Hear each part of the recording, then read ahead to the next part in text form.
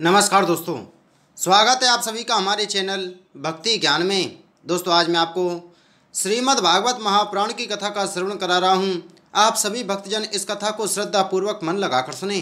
भगवान श्री कृष्ण आप सभी की मनोकामना पूर्ण करेंगे और आप सभी के कष्टों को हर लेंगे। श्री मैत्रेय जी कहते हैं, विदुर जी, महाराज पृथु के बाद उनके पुत्र परम यशस्वी विजिताश्व राजा हुए।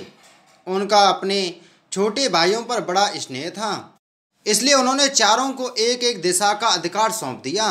राजा विजिताश्व ने हैरक्ष को पूर्व, ध्रुमकेश को दक्षिण, वृक को पश्चिम और द्रविण को उत्तर दिशा का राज्य दिया। उन्होंने इंद्र से अंतर्धान होने की शक्ति प्राप्त की थी, इसलिए उन्हें अंतर्धान भी कहते हैं। उनकी पत्नी का नाम शिखंडिनी था। उससे उनके 3 सुपुत्र हुए। उनके नाम पावक, पपमान और सुचि थे। पूर्व काल में वशिष्ठ जी का शाप होने के उपयुक्त नाम के अग्नियों ने ही उनके रूप में जन्म लिया था। आगे चलकर योग मार्ग से वे फिर अग्नि रूप हो गए। अंतर्धान के नवस्वती नाम की पत्नी से एक और पुत्र रत्न आविर्धान प्राप्त हुआ। महाराज अंतर्धान बड़े उदार पुरुष थे। जिस समय इंद्र उनके पिता अश्वमेघ यज्ञ का घोड़ा हरकर ले गए थे, उन्होंने पता लग जाने पर भी उनका वध नहीं किया था। राजा अंतर्धान ने कर लेना, दंड देना, जुर्माना वसूल करना आदि कर्तव्यों को बहुत कठोर एवं दूसरे के लिए कष्टदायक समझकर एक दीर्घकालीन यज्ञ में दीक्षित होने के बहाने अपना राजकाज छोड़ दिया। यज्ञ कार्य में लगे रहने पर भी उन आत्मज्ञानी राजा ने भक्त भय भंजन पूर्वतम परमात्मा की आराधना करके सुदृढ़ समाधि के द्वारा भगवान के दिव्य लोक को प्राप्त किया। विदुर जी, हविर्धान की पत्नी हविर्धानी ने वैरसद गय, शुक्ल, कृष्ण, सत्य और जितव्रत नाम के 6 पुत्र पैदा किए। कुरुक्षेत्र विदुर जी, इनमें हविर्धान के पुत्र महाभाग बहिर्सद यज्ञादि कर्म कांड और योगाभ्यास में कुशल थे। उन्होंने प्रजापति का पद प्राप्त किया। उन्होंने एक स्थान के बाद दूसरे स्थान में लगातार इतने यज्ञ किए कि यह सारी भूमि पूर्व की ओर अग्रभाग करके फैलाए हुए कोसों से पट गई थी। इसी से आगे चलकर वे प्राचीन वही नाम से विख्यात हुए। राजा प्राचीन वही ने ब्रह्मा जी के कहने से समुद्र की कन्या शतद्रुति से विवाह किया था। सर्वांग सुंदरी किशोरी शतद्रुति सुंदर वस्त्राभूषणों से सज धज कर विवाह मंडप में जब भामर देने के लिए घूमने लगी, तब स्वयं अग्निदेव भी मोहित होकर उसे वैसे ही चाहने लगे जैसे सुखी को चाहा था। नवविवाहिता शतद्रुति ने अपने नुपुरों की झनकार से ही दिशा विदिशाओं के देवता, असुर, गंधर्व, मुनि, सिद्ध, मनुष्य और नाग सभी को वश में कर लिया था। शतद्रुति के गर्भ से प्राचीन वही के प्रचेता नाम के 10 पुत्र हुए। वे सब बड़े ही धर्मज्ञ तथा एक से नाम और आचरण वाले थे। जब पिता ने उन्हें संतान उत्पन्न करने का आदेश दिया, तब उन सब ने तपस्या करने के लिए समुद्र में प्रवेश किया। वहाँ 10,000 वर्ष तक तपस्या करते हुए उन्होंने तप का फल देने वाले श्री हरि की आराधना की। घर से तपस्या करने के लिए जाते समय मार्ग में श्री महादेव जी ने उन्हें दर्शन देकर कृपा पूर्वक जिस तत्व का उपदेश दिया था, उसी का वे एकाग्रता पूर्वक ध्यान, जप और पूजन करते रहे। विदुर जी ने पूछा, ब्राह्मण, मार्ग में प्रचेताओं का श्री महादेव जी के साथ किस प्रकार समागम हुआ और उन पर प्रसन्न होकर भगवान शंकर ने उन्हें क्या उपदेश किया? वह सार युक्त बात आप कृपा करके मुझसे कहिए। ब्रह्मण से शिव जी के साथ समागम होना तो देहधारियों के लिए बहुत कठिन है। औरों की तो बात ही क्या है, मुनि जन भी सब प्रकार की आसक्ति छोड़कर उन्हें पाने के लिए उनका निरंतर ध्यान ही किया करते हैं, किंतु सहज में पाते नहीं। यद्यपि भगवान शंकर आत्मा राम हैं, उन्हें अपने लिए ना कुछ करना है ना पाना, तो भी इस लोक सृष्टि की रक्षा के लिए वे अपनी घोर रूपा शक्ति सेवा के साथ सर्वत्र विचरते रहते हैं।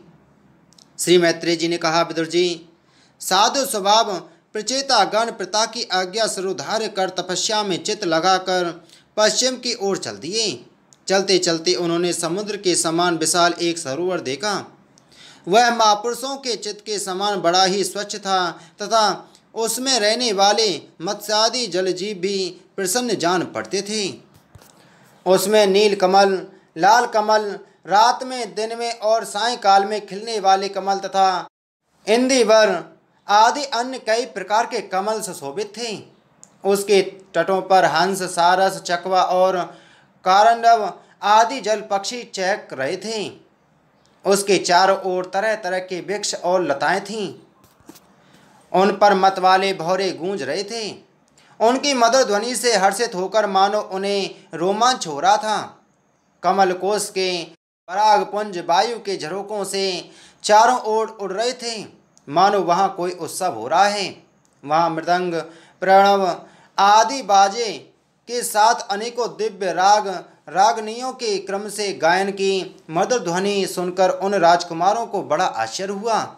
इतने में ही उन्होंने देखा कि देवादिदेव भगवान शंकर अपने अनुचरों के सहित उस सरोवर से बाहर आ रहे हैं। उनका शरीर तपी हुई स्वर्ण राशि के समान कांतिमान है, कंठ नील वर्ण है तथा 3 विशाल नेत्र हैं। वे अपने भक्तों पर अनुग्रह करने के लिए उदत हैं। अनेकों गंधर्व उनका सुयश गा रहे हैं। उनका सहसा दर्शन पाकर प्रचेताओं को बड़ा कौतूहल हुआ और उन्होंने शंकर जी के चरणों में प्रणाम किया। तब शरणागत भयहारी धर्मवत्सल भगवान शंकर ने अपने दर्शन से प्रसन्न हुए उन धर्मज्ञ और शील संपन्न राजकुमारों से प्रसन्न होकर कहा।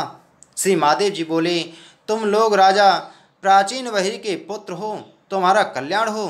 तुम जो कुछ करना चाहते हो वह भी मुझे मालूम है। इस समय तुम लोगों पर कृपा करने के लिए ही मैंने तुम्हें इस प्रकार दर्शन दिया है। जो व्यक्ति अव्यक्त प्रकृति तथा जीव संजक पुरुष इन दोनों के नियामक भगवान वासुदेव की साक्षात शरण लेता है वह मुझे परम प्रिय है। अपने वर्णाश्रम धर्म का भली भांति पालन करने वाला पुरुष 100 जन्म के बाद ब्रह्मा के पद को प्राप्त होता है और इससे भी अधिक पुण्य होने पर वह मुझे प्राप्त होता है। परंतु जो भगवान का अनन्य भक्त है वह तो मृत्यु के बाद ही सीधे भगवान विष्णु के उस सर्व प्रपंचतातीत परम पद को प्राप्त हो जाता है जिसे रुद्र रूप में स्थित में तथा अन्य आधिकारिक देवता अपने अपने अधिकार की समाप्ति के बाद प्राप्त करेंगे। तुम लोग भगवत भक्त होने के नाते मुझे भगवान के समान ही प्यारे हो। इसी प्रकार भगवान के भक्तों को भी मुझसे बढ़कर और कोई कभी प्रिय नहीं होता। अब मैं तुम्हें एक बड़ा ही पवित्र, मंगलमय और कल्याणकारी स्तोत्र सुनाता हूँ। तुम लोग इसका शुद्ध भाव से जप करना।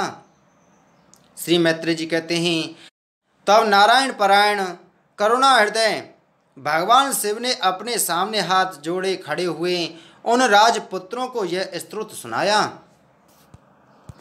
भगवान रुद्र स्तुति करने लगे, भगवान आपका उत्कर्ष उच्च कोटि के आत्मज्ञानियों के कल्याण के लिए, निजानंद लाभ के लिए है। उससे मेरा भी कल्याण हो। आप सर्वदा अपने निरसतय परमानंद स्वरूप में ही स्थित रहते हैं। ऐसे सर्वात्मक आत्मस्वरूप आपको नमस्कार है। आप प्रज्ञनाभ समस्त लोकों के आदि कारण हैं। भूत सूक्ष्म तन्मात्र और इंद्रियों के नियंता, शांत एकरस और स्वयं प्रकाश वासुदेव चित्त के अधिष्ठाता भी आप ही हैं। आपको नमस्कार है।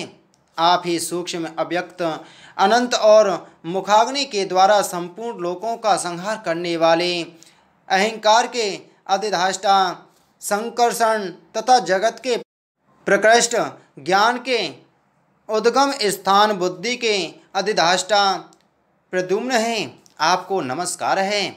आप ही इंद्रियों के स्वामी, मनस तत्व के अधिष्ठाता भगवान अनिरुद्ध हैं। आपको बार बार नमस्कार है। आप अपने तेज से जगत को व्याप्त करने वाले सूर्य देव हैं। पूर्ण होने के कारण आप में वृद्धि और क्षय नहीं होता। आपको नमस्कार है। आप स्वर्ग और मोक्ष के द्वार तथा निरंतर पवित्र हृदय में रहने वाले हैं। आपको नमस्कार है। आप ही स्वर्ण रूप बीड़ से युक्त और चातुहोत्र कर्म के साधन तथा विस्तार करने वाले अग्निदेव हैं। आपको नमस्कार है। आप पितर और देवताओं के पोषक सोम हैं तथा तीनों वेदों के अधिष्ठाता हैं। हम आपको नमस्कार करते हैं। आप ही समस्त प्राणियों को तृप्त करने वाले सर्वरस जल रूप हैं। आपको नमस्कार है। आप समस्त प्राणियों के देह पृथ्वी और विराट स्वरूप हैं तथा त्रिलोकी की रक्षा करने वाले मानसिक, इंद्रियक और शारीरिक शक्ति स्वरूप वायु प्राण हैं। आपको नमस्कार है। आप ही अपने गुण शब्द के द्वारा समस्त पदार्थों का ज्ञान कराने वाले तथा बाहर भीतर का भेद कराने वाले आकाश हैं तथा आप ही महान पुण्यों से प्राप्त होने वाले परम तेजों में स्वर्ग, बैकुंठ आदि लोक हैं। आपको पुनः पुनः नमस्कार है। आप पितृलोक की प्राप्ति कराने वाले प्रवृत्ति कर्म रूप और दिवलोक की प्राप्ति के साधन निवृत्ति कर्म रूप हैं तथा आप ही अधर्म के फल स्वरूप दुखदायक मृत्यु हैं। आपको नमस्कार है। नाथ, आप ही पुराण पुरुष तथा सांख्य और योग के अधीश्वर भगवान श्री कृष्ण हैं। आप सब प्रकार की कामनाओं की पूर्ति के कारण साक्षात मंत्र मूर्ति और महान धर्म स्वरूप हैं। आपकी ज्ञान शक्ति किसी भी प्रकार कुंठित होने वाली नहीं है। आपको नमस्कार है, नमस्कार है। आप ही कर्ता, करण और कर्म तीनों शक्तियों के एकमात्र आश्रय हैं। आप ही अहंकार के अधिष्ठाता रुद्र हैं। आप ही ज्ञान और क्रिया स्वरूप हैं तथा आपसे ही परा, पश्यंती, मध्यमा और बैखरी चार प्रकार की वाणी की अभिव्यक्ति होती है। आपको नमस्कार है। प्रभु, हमें आपके दर्शनों की अभिलाषा है। अतः आपके भक्तजन जिसका पूजन करते हैं और जो आपके निज जनों को अत्यंत प्रिय है, अपने उस अनूप रूप की आप हमें झांकी कराएं। आपका वह रूप अपने गुणों से समस्त इंद्रियों को तृप्त करने वाला है। वह वर्षाकालीन मेघ के समान स्त्रिग्न, श्याम और संपूर्ण सौंदर्यों का सार सर्वस्व है। सुंदर चार विशाल भुजाएं, महामनोहर मुखारविंद, कमल दल के समान नेत्र, सुंदर भौहें, सुडौल नासिका, मनमोहिनी दंत पंक्ति, अमोल कपोल युक्त मनोहर मुखमंडल और शोभाशाली समान कर्ण युगल है। प्रीतिपूर्ण उन्मुक्त हास्य, तिरछी तिचवन काली काली घुंघराली अलकें, कमल कुसुम की केसर के समान फैलता हुआ पीतांबर, झिलमिलाते हुए कुंडल, चमचमाते हुए मुकुट, कंगन, हार, नुपुर और मेखला आदि विचित्र आभूषण तथा शंख, चक्र, गदा, पद्म, बनमाला और कौस्तुभ मणि के कारण उसकी अपूर्व शोभा है। उसके सिंह के समान स्थूल कंधे हैं जिन पर हार, केयूर एवं कुंडल आदि कांति झिलमिलाती रहती है तथा कौस्तुभ मणि की कांति से सुशोभित मनोहर ग्रीवा है। उसका श्यामल वक्ष स्थल श्रीवत्स चिन्ह के रूप में लक्ष्मी जी का नित्य निवास होने के कारण कसौटी की शोभा को भी मात करता है। उसका त्रिबली से सुशोभित पीपल के पत्ते के समान सुडोल उदर श्वास के आने जाने से हिलता हुआ बड़ा ही मनोहर जान पड़ता है। उसमें जो भंवर के समान चक्रदार नाभि है वह इतनी गहरी है कि उससे उत्पन्न हुआ वह विश्व मानो फिर उसी में लीन होना चाहता है। श्याम वर्ण कटी भाग में पीताम्बर और स्वर्ण की मेखला शोभायमान है। समान और सुंदर चरण, पिंडली जांग और घुटनों के कारण आपका दिव्य विग्रह बड़ा ही सुगंध जान पड़ता है। आपके चरण कमलों की शोभा शरद ऋतु के कमल दल की कांति का भी तिरस्कार करती है। उनके नखों से जो प्रकाश निकलता है वह जीवों के हृदय अंधकार को तत्काल नष्ट कर देता है। हमें आप कृपा करके भक्तों के भयहारी एवं आश्रय स्वरूप उसी रूप का दर्शन कराइए। जगत गुरु, हम अज्ञान व्रत प्राणियों को अपनी प्राप्ति का मार्ग बतलाने वाले आप ही हमारे गुरु हैं। प्रभु, चित्त शुद्धि की अभिलाषा रखने वाले पुरुष को आपके इस रूप का निरंतर ध्यान करना चाहिए। इसकी भक्ति ही स्वधर्म का पालन कराने वाले पुरुष को अभय कराने वाली है। स्वर्ग का शासन कराने वाला इंद्र भी आपको ही पाना चाहता है तथा विशुद्ध आत्मज्ञानियों की गति भी आप ही हैं। इस प्रकार आप सभी देहधारियों के लिए अत्यंत दुर्लभ हैं। केवल भक्तिमान पुरुष ही आपको पा सकते हैं। सत्पुरुषों के लिए भी दुर्लभ अनन्य भक्ति से भगवान को प्रसन्न करके, जिनकी प्रसन्नता किसी अन्य साधना से दुस्साध्य है, ऐसा कौन होगा जो उनके चरण तल के अतिरिक्त और कुछ चाहेगा। जो काल अपने अदम्य उत्साह और पराक्रम से भड़कती हुई बहों के इशारे से सारे संसार का संहार कर डालता है, वह भी आपके चरणों की शरण में गए हुए प्राणी पर अपना अधिकार नहीं मानता।